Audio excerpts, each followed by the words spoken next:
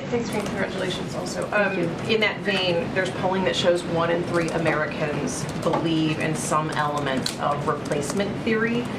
You just spoke in very broad brushstrokes there. Are there specifics that this White House is willing to do, willing to take in order to stop this form of thinking from further seeping out of the fringe and into the mainstream? So, we're going to continue to call this out.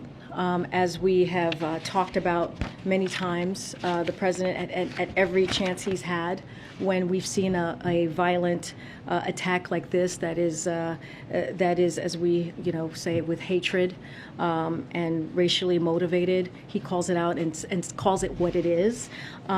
So one thing I do want to touch on is like domestic terrorism a little bit, which kind of hopefully touches on your question. We have been working to implement the government-wide national strategy to counter domestic terrorism, which President Biden directed his national security team to develop on his first full day in office, recognizing that that has evolved into the most urgent terrorism threat the United States faces today.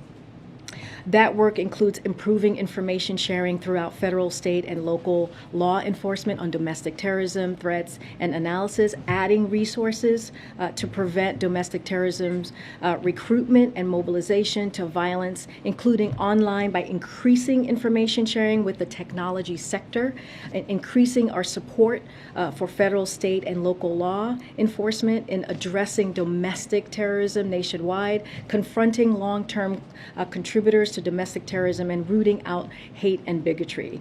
This weekend's terrible events in Buffalo are just another vivid reminder of the urgency of that work and continuing to move towards that. But on this notion that immigrants and others are believed to be by some taking over and pushing white people out of positions of authority in this country, which is at the heart of so much of this terror that is being spewed online.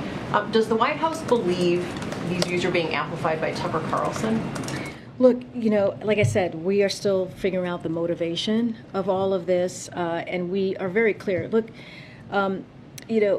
as you all know, watching what happened in Charlottesville was a major factor in the president deciding to run, right? And back in 2017, many of those dark voices still exist today, and the president is determined, as he was back then, and he is determined today, to make sure that we fight back against those forces of hate and evil and violence. So that's what we're going to keep doing.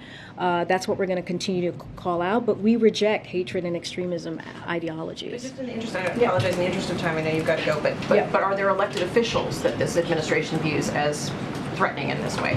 Yeah, what we're going to continue to do. Any one person, right? Doesn't matter who they are, who spews this type of hate, hatred. We're going to call out. We're going to condemn that.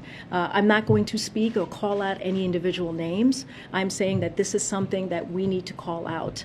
And so this is what the president has been doing and will continue to do that. You saw him say that in his statement over the weekend, and that's, now he's going to go to Buffalo and visit with the victims that were affected by this violence that we saw on Saturday. Go ahead, Jake.